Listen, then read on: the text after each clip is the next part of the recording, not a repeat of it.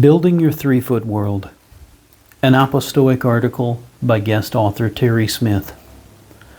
There is real wisdom in the idea of staying in your 3-foot world.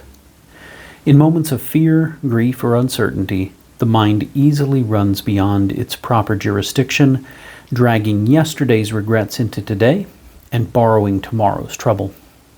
It imagines outcomes, losses, and dangers that may never come. In that condition, returning to what is directly in front of us is necessary. There are times when the most faithful thing a person can do is narrow the field of action to the next right step, the next act of obedience, and the thing God has placed within reach. Christ speaks directly to this. Therefore, do not be anxious about tomorrow, for tomorrow will be anxious for itself. Sufficient for the day is its own trouble. This is not a call to passivity or irresponsibility, nor is it an argument against planning and sober judgment. It is an instruction for rightly ordered attention. Tomorrow matters, but today's obedience happens here, now, in the portion of life God has actually placed before us. Paul expressed a similar discipline. But one thing I do, forgetting what lies behind and straining forward to what lies ahead, I press on toward the goal. Paul was not scattered. His attention was governed because he understood that a faithful life requires focus. The architecture of the circle. The Stoics understood part of this as well. Epictetus taught that our judgments, choices, and responses belong to us, while outcomes, reputation, and circumstance do not. A person who spends his strength trying to control what lies outside his reach will have little left for what has actually been entrusted to him. So the counsel to stay in your 3-foot world is right. It is wise to return from anxious imagination to the work of the present moment, but the idea becomes stronger when we press it one step further. We do not merely live inside our 3-foot world, we build it. The 3-foot world is not a neutral space, nor is it random. It is the environment we design, neglect, protect, or pollute long before pressure arrives. When the crisis comes, we step into a world already shaped by our habits, disciplines, chosen voices, and daily intake of truth or noise.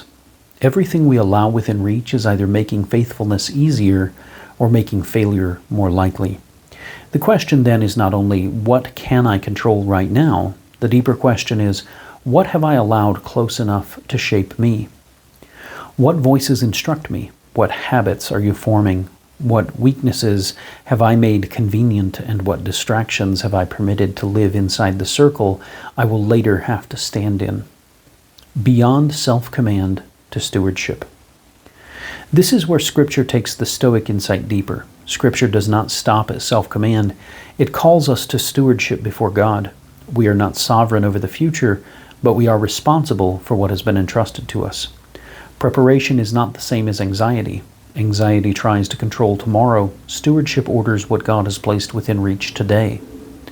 A man can prepare without pretending he is sovereign, and he can plan without being ruled by fear, refusing passive drift while choosing faithful construction.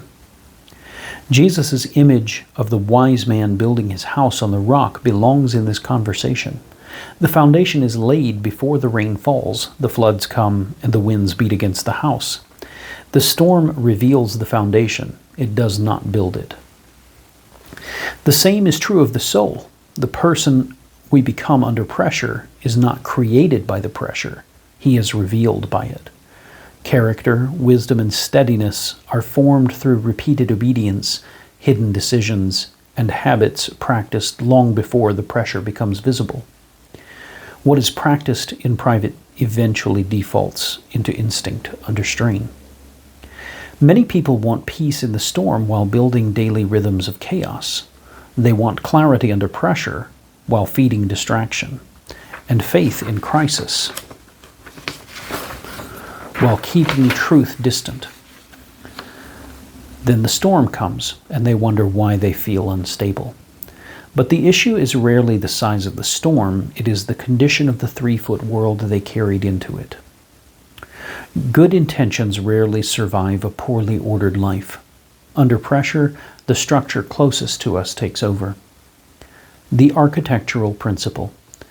Peter walking on the water shows this clearly. The danger was real from his first step out of the boat, but he began to sink only when the storm captured more of his attention than the Christ standing before him. Attention in crisis is rarely random. It defaults to whatever has been discipling us in private. What we stare at long enough begins to shape us. If we train our eyes on chaos in the calm, we should not be surprised when chaos commands us in the storm. This is why the 3-foot world is an architectural principle. We are the architects of our habits, attention, boundaries, and inputs. We choose whether wisdom is near, whether truth is buried beneath noise, and whether obedience is convenient or unnecessarily difficult. Over time, those choices become the ground beneath our feet.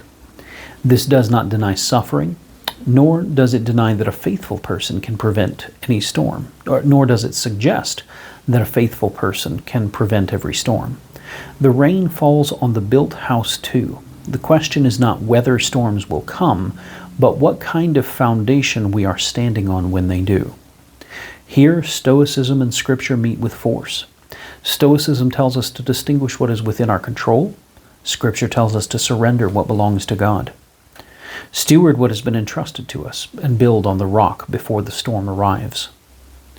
The Christian life is the refusal to waste strength on what God has not given us to control, while refusing to neglect what He has placed directly in our hands.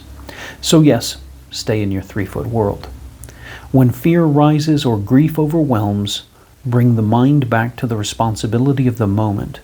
But before the storm comes, build that world with care.